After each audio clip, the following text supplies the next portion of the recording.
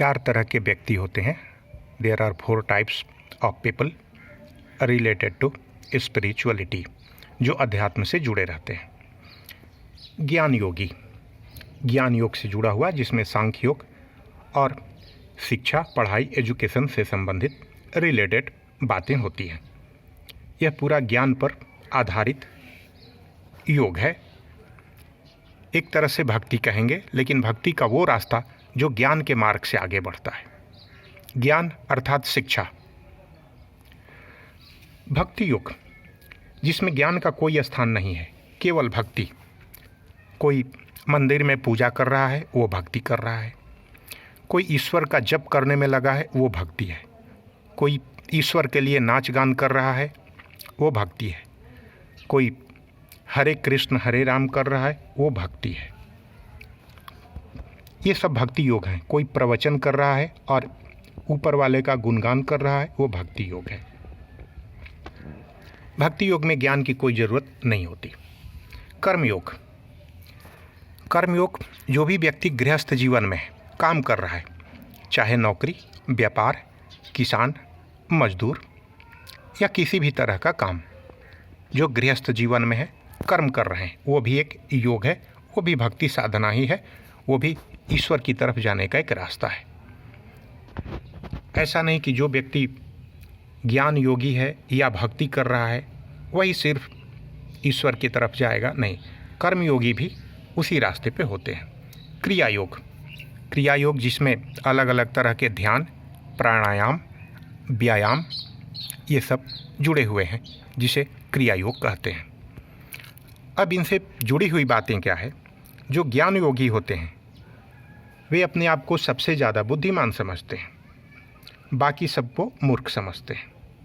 उन्हें लगता है कि ये दिन भर राम राम राम राम हरे कृष्ण करने से क्या हो जाएगा, ये सब में बेवकूफ़ लोग हैं, मूर्ख लोग हैं। कर्मयोगी को समझते हैं कि मैं तो सिर्फ ज्ञान योग के द्वारा ईश्वर की तरफ जा रहा हूँ, ईश्वर को खोज रहा हूँ, ब्रह्मांड को खोज रहा हूँ, अंतरिक्ष को खोज रहा हूँ, दूसरे स्थानों को खोज रहा हूँ जो अंतरिक्ष में कहीं है, क्योंकि मेरे पास ज्ञान है। कर्मयोगी अपना काम कर रहे हैं, नौकरी, व्यापार, पैसा, बिजनेस, इनका इससे कोई संबंध नहीं है, इस ब्रह्मांड से कोई संबंध नहीं है। क्रिया योग, ध्यान, प्राणायाम, योग, एक्सरसाइज, शरीर से जुड़ी हुई क्रियाएं। ऐसा लगता है कि ये करके क्या करेंगे, इनके पास ज्ञान है, इनके पास ज्ञान नहीं है, ये तो केवल शरीर इधर से उधर कर रहे हैं। लेकिन है क्या?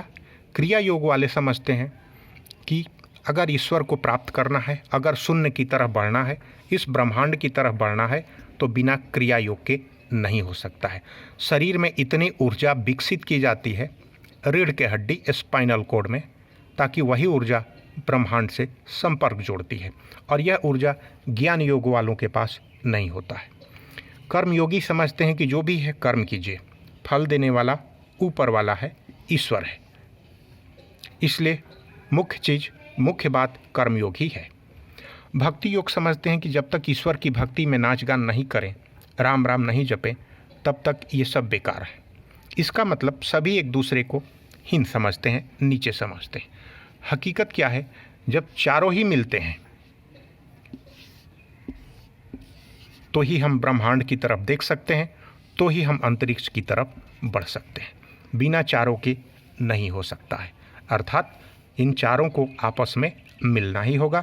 हर व्यक्ति को इन चारों चीज़ों से जुड़ना ही होगा। अगर कोई स्पिरिचुअल लाइफ में है, आध्यात्मिक जीवन में है, तो उसे ज्ञान भी होना चाहिए, भक्ति भी करनी होगी, कर्म भी करना होगा। उसे अपने जीविकोपार्जन के लिए, जीने के लिए खुद काम करना होगा, और उतनी भर साधन उपलब्ध करनी होगी, और शारीरिक क्रियाएं भी करनी होगी, जिसमें ध्यान, प्राणायाम होता है। यही सबसे उत्तम तरीका है, बेस्ट